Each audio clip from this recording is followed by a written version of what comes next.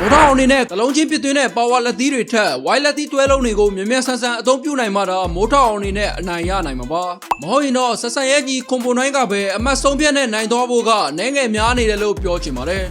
ဘော်လာတို့အားလုံးပဲမင်္ဂလာပါဗျအားလုံးပဲသိကြတဲ့အတိုင်းဒီဘက်73ရက်နေ့တောက်ကြနေညမှာတော့ကျွန်တော်တို့မြန်မာဖိုက်တာ3ယောက်ရဲ့ပွဲစဉ်တွေရှိပါတယ်အဲဒီပွဲစဉ်3ပွဲတွေကမှမိုးထောင်နဲ့စောမမင်းတို့ရင်ဆိုင်တွေ့ရမယ့်ပြန်ဘက်တွေရဲ့အားသာချက်နဲ့အားနည်းချက်အကြောင်းတွေကိုဒီနေ့ဗီဒီယိုလေးမှာတင်ဆက်သုံးသပ်ပေးသွားမှာပါမိုးထောင်ကတော့စွန်ရက်ကိုအနိုင်ယူထားမှုတဲ့ကွန်ပိုနိုင်းဆိုတဲ့ထိုင်းဖိုက်တာနဲ့ထိုးရမယ်ဆိုတာကိုအားလုံးပဲသိပြီးသားဖြစ်မှာပါကွန်ပိုနိုင်းဆိုတာကလည်းဆက်ဆံရဲ့ညီတယောက်ဖြစ်ပြီးတော့ဆက်ဆံလိုမျိုး aggressive ဆန်ဆန်ဆော့တဲ့အပြင် clinch ပိုင်းမှာလည်းအတော်လေးကောင်းမွန်တာကိုတွေ့ရပါတယ်ဆက်ဆံနဲ့မတူတာကိုပြောရမယ်ဆိုရင်မာကွန်ပိုင်းမှာတော့နိုင်ငံနဲတယ်လို့မြင်မိပါတယ်အထူးသဖြင့်လက်သီးတွဲလုံးတွေတရဆက်ဝင်ထိုးခံရတဲ့အခါတွေမှာသူ့အနေနဲ့နိုင်ငံကင်တွယ်ရခတ်တာကိုလည်းတွေ့ရပါတယ်ကွန်ပိုနိုင်းအနေနဲ့အဲ့ဒီလိုပြန်ဘက်ကတရဆက် PR ပေးဝင်ထိုးလာတဲ့အခါတွေမှာဆိုရင်မာကွန်ကြီးရှင်မဖိုက်တော့ပဲသူအားသာတဲ့ clinch ပိုင်းကိုဆွဲခေါ်ပြီးလဲဆော့တက်ပါတယ်ဒီအချက်ကတော့မိုးထောင်အနေနဲ့လည်းအထူးဂရုစိုက်ရမယ့်အချက်ပါဘာလို့လဲဆိုရင်မိုးထိုင်းနီးစနစ်တွေနဲ့အသားကျပြီးသားဖြစ်တဲ့စွန်ရက်တောင်မှကွန်ပိုနိုင်းရဲ့တောင်ရဲ့ချက်တွေကြောင့်အခက်အခဲတွေ့ခဲ့ရတာကိုလည်းဘော်လာတို့အနေနဲ့အရင်ပွဲမှာတွေ့ပြီးကြမှာပါဒါအပြင်မိုးထောင်အနေနဲ့ရန်မောင်းပိုင်းမှာလည်းနည်းနည်းနှိပ်တာကြောင့် clinch ပိုင်းကိုရောက်သွားမယ်ဆိုရင်ကွန်ပိုနိုင်းရဲ့အတွက်အကြိုက်ဖြစ်နေမှာပါမိုးထောင်အနေနဲ့အဲ့ဒီလိုအခြေအနေကိုရောက်သွားမယ်ဆိုရင် clinch ပိုင်းမှာပညာချင်းရှင်တာထက်လူတိုက်ချက်တွေနဲ့ body shot တွေထိုးလို့ရသလောက်ထိုးပြီးရင်စွန်ရက်လိုမျိုးအမိအယပူးကတ်ထားဖို့လည်းလိုအပ်ပါတယ်နောက်တစ်ချက်ကအခုပွဲမှာမိုးထောင်အနေနဲ့ white လက်သီးတွဲလုံးတွေကိုလည်းအထူးပြင်ဆင်လာဖို့လိုအပ်ပါတယ်ဘာလို့လဲဆိုရင်မိုးထောင်ကလက်သီးပါဝါပိုင်းမှာတအားမနှဲပေမဲ့ပါဝါတအားမြင့်တဲ့ကစားသမားမျိုးလည်းမဟုတ်ပါဘူးညာတော့အဖြစ်ဖြောက်လက်သီးတွေနဲ့အပကတ်တွေကိုအသုံးပြုတာပါပင်လက်သီးတွေကပါဝါပါပြီးကောင်းတဲ့ဆိုပေမဲ့လက်သက်အနေငယ်တူတဲ့အပြင်တွဲလုံးတွဲတဲ့အပိုင်းမှာလည်းအနေငယ်အားနေတာကြောင့်ပြန်ဘက်တွေအနေနဲ့မိုးထောင်ရဲ့ပင်လက်သီးတွေကိုရှောင်သွားနိုင်ကြတာများပါတယ်ဒါကြောင့်မိုးထောင်အနေနဲ့အရင်ပွဲတွေကထက်လက်သီးတွဲလုံးတွေကို1-2မှာရက်မနေပဲပို့ပြီးမြန်ဆန်ဆန်အသုံးပြုလာနိုင်အောင်ပြင်ဆင်လာဖို့လည်းလိုအပ်ပါတယ်တလုံးချင်းပြစ်သွင်းတဲ့ပါဝါလက်သီးတွေထက်ဝိုင်းလက်သီးတွဲလုံးတွေကိုမြန်ဆန်ဆန်အသုံးပြုနိုင်မှသာမိုးထောင်အနေနဲ့အနိုင်ရနိုင်မှာပါမဟုတ်ရင်တော့ဆက်ဆံရဲ့ကြီးကွန်ပိုနိုင်းကပဲအမှတ်ဆုံးဖြတ်နဲ့နိုင်သွားဖို့ကနိုင်ငယ်များနေတယ်လို့ပြောချင်ပါတယ်ဒါအပြင်ဒီပွဲမှာမိုးထောင်အတွက်ကောင်းတဲ့အချက်ကိုပြောပါဆိုရင်ဒီပွဲကအရင်ပွဲတွေနဲ့မတူပဲ135ပေါင် flyweight တန်းမှာထိုးရမှာပ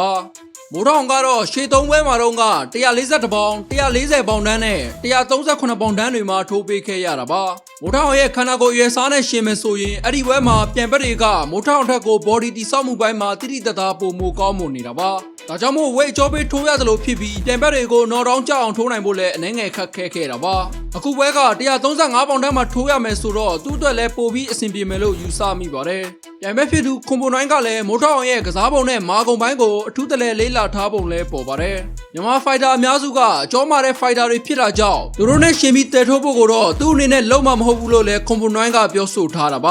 ဒါကြောင့်မို့ကွန်ပိုနိုင်းအနေနဲ့ဘေးဘက်ညာထွက်ပြီးရွေးရှားမှုကောင်းကောင်းနဲ့လက်ပတ်ပြီးကစားလာနိုင်ပါတယ်ဒါပေမဲ့ကွန်ပိုနိုင်းရဲ့အချင်းတစ်ခုကသူ့ကိုစိုင်ထိုးပြန်ထိုးလာမယ်ဆိုလို့ရှိရင်သူ့ကိုဆက်ဆံလိုပဲပြန်ပြီးစိုင်ထိုးတတ်ပါတယ်အဲ့ဒီလိုစိုင်ထိုးရင်းနဲ့မဟန်တော့တဲ့အခြေအနေကိုရောက်မှတာ clinch ပိုင်းကိုဝင်လိုက်တာပါဒါကြောင့်မို့ကွန်ပိုနိုင်းစိုင်ထိုးလာတဲ့အခါမှာမိုးထောင်အနေနဲ့လည်းကျွန်တော်ရှင်းမှာပြောထားသလို white လက်သီးတွဲလုံးတွေကိုမြန်ဆန်ဆန်အသုံးပြုလာနိုင်မယ်ဆိုလို့ရှိရင်တော့ဒီဘက်မှာလက်ထိုးနဲ့နိုင်ရသွားနိုင်ခြေရှိပါတယ်မိုးထောင်အနေနဲ့ကွန်ပိုနိုင်းကိုလက်မထိုးနိုင်ရင်တော့မှတစ်ချိန်လောက်တော့တောင်းကြောက်အောင်ထိုးထားနိုင်မှတာမိုးထောင်အတွက်နိုင်ဖို့အခွင့်အရေးရှိလာမှာပါနောက်တစ်ဆက်ပြီးတော့မြန်မာလဝေးဖိုက်တာစောမမင်းနဲ့ဩစတြေးလျဖိုက်တာဂျော့စ်တို့ရဲ့ပွဲအကြောင်းကိုနိုင်ငံသုံးသက်ပြသွားချင်ပါတယ်စောမမင်းရဲ့ပြန်ဘက်ဂျော့စ်အနေနဲ့စောမမင်းလိုပဲသူ့ရဲ့ပထမဆုံး1 Friday fight မွေထိုင်းပွဲကိုအခုပွဲမှာစထိုးရမှာပါဒီဖိုက်တာအနေနဲ့မွေထိုင်းပညာရက်တွေကိုဩစတြေးလျနိုင်ငံမှာရှိတဲ့ဘွန်ချူးကျင်မှာတင်ယူခဲ့ပါတယ်ကျွန်တော်လေးလာမိသလောက်ပြောရမယ်ဆိုလို့ရှိရင်ဂျော့ဟာမွေထိုင်းတက်ကိုဘောက်ဆင် background ကလာတယ်လို့လည်းမြင်မိပါတယ်သူအနေနဲ့ပြန်ပွဲကြီးကြီးတွေမှာမထိုးဘူးသေးပေမဲ့ AWC Super Chat နဲ့တခြားသောထိုင်းနိုင်ငံတွင်းမှာရှိတဲ့ဒေသတွင်းပြိုင်ပွဲတွေတော်တော်များများမှာတော့ရှင်ပြိုင်ထားဘူးပါတယ်အဲ့ဒီပွဲတွေမှာလည်းလက်သီးတွဲလုံးတွေကိုမြန်ဆန်ဆန်နဲ့အသုံးပြုနိုင်တယ်လို့အဆောင်သိမ်းပိုင်းမှာလည်းကောင်းတာကိုတွေ့ရပါတယ်ညာတော့အဖြစ် body shot တွေထိုးပြီးရင်ဘယ်ဝိုင်းညာဝိုင်းလက်သီးတွဲလုံးတွေကိုတောက်လျှောက်အသုံးပြုတာပါနောက်တစ်ချက်ကဒီဖိုက်တာအနေနဲ့ခြေကန်ချက်ပိုင်းမှာမွေထိုင်းကစားသမားစစ်တွေလောက်မကောင်းပေမဲ့ရုတ်တရက်ဟက်ကစ်တွေကိုထထကန်တက်ပါတယ်။ဒါကြောင့်မို့ဆောင်းမင်းအနေနဲ့ပွဲစဉ်တွင်းမှာဂတ်ကိုလုံအောင်လို့တောက်လျှောက်ကာထားတင်ပါတယ်။ဆောင်းမင်းရဲ့ကစားပုံကိုတဘောချမိတာပြောရမယ်ဆိုရင်အသင်းပေကန်ဝင်ထိုးတာမဟုတ်ပဲရှောင်းတင်းတဲ့အချိန်ရှောင်းပြီးမှတာထိုးတာပါ။လက်သီးသွဲလုံးတွေကလည်းမြန်ဆန်ပြီးတော့တိကျမှုရှိတာကိုလည်းတွေ့ရပါတယ်။ အားနည်းချက်ကတော့လက်သီးပေါ်ပိုင်းမှာအယံမပြင်းတာပါဒီချက်ကိုလည်းစောမမင်းအနေနဲ့ပြင်ဆင်လာခဲ့လောက်မယ်လို့လည်းမျှော်လင့်မိပါတယ် overall ရှင်ပြောရရင်တော့စောမမင်းအနေနဲ့မြန်မာလက်ဝှေ့ပွဲတွေမှာတွေးခဲ့မှုတဲ့ပြိုင်ဘက်တွေကလည်းမခေတဲ့ပြိုင်ဘက်တွေပဲမို့ပွဲအတွင်းကင်တွယ်မှုပိုင်းမှာတော့တာနေမှာပါဒါပေမဲ့လည်းအခုပွဲကလက်ဝှေ့ပွဲမဟုတ်ပဲမွေထိုင်းပွဲဖြစ်နေတဲ့အတွက်ပြိုင်ဘက်ကို short threat လို့တော့မရပါဘူးနောက်ပြီးတော့တဘောမကျတဲ့အချက်ကိုပြောပါဆိုရင်ဝိတ်တန်းရေးချင်မှုအပိုင်းကိုပြောရမှာပါစောမမင်းအနေနဲ့အခုပွဲမှာ George နဲ့145ပေါင်ဘန်တန်ဝိတ်တန်းမှာကစားရမှာပဲဖြစ်ပါတယ်ပြိုင်ဘက်နဲ့အရက်မောင်းကြီးရှင်မဆိုရင်တော့တိတ်မကွာပေမဲ့ body တိဆောက်မှုပိုင်းမှာတော့အနေငယ်အနေဘက်ကိုရောက်နေမှာပါကိုဖြိုးဝေးအရင်ရက်ကတင်ထားတဲ့ပုံမှာဆိုလို့ရှိရင်လဲ strong weight တန်းမှာကစားမဲ့သွေးလင်းထက်နဲ့ဘန်တန်ဝိတ်တန်းမှာကစားမဲ့စောမမင်းတို့ဟာတိတ်မကွာခြားတာကိုလည်းတွေ့ရပါတယ်မြန်မာ fighter တွေထဲမှာဆိုလို့ရှိရင်လည်းလက်ရှိအချိန်မှာသွေးလင်းထက်ကလွဲရင်ကျန်တဲ့ fighter အများစုကပြိုင်ဘက်တွေကို body အကျော်ပေးနဲ့ထိုးနေရတာကိုတွေ့ရပါတယ်ဒါကြောင့်မို့မြန်မာ fighter တွေအနေနဲ့ international အဆင့်မှာဆက်လက်ပြီးကစားနေမယ်ဆိုရင် body တိဆောက်မှုပိုင်းနဲ့ weight တန်းရွေးချယ်မှုပိုင်းကိုအထူးဂရုစိုက်မှသာရလဒ်ပိုင်းတွေတည်ငြိမ်မှုရှိလာမယ်လို့လည်းမြင်မိပါတယ်ကျွန်တော်အခုတင်ဆက်ပေးသွားတဲ့ပွဲစဉ်တစ်ပွဲအပေါ်ဘော်ရာတို့အနေနဲ့အမြင်တွေရှိရင်လည်းဝင်ရောက်ဆွေးနွေးသွားကြပါအောင်ဗျာကျွန်တော်တို့ channel ကနေတင်ဆက်ပေးနေတာတွေကိုကြိုက်နေတတ်ရင်လည်းဆက်လက်ပြီးစောင့်မျှော်အားပေးသွားကြဖို့အတွက်ပြောချင်ပါတယ်အားလုံးကိုကျေးဇူးတင်ပါတယ်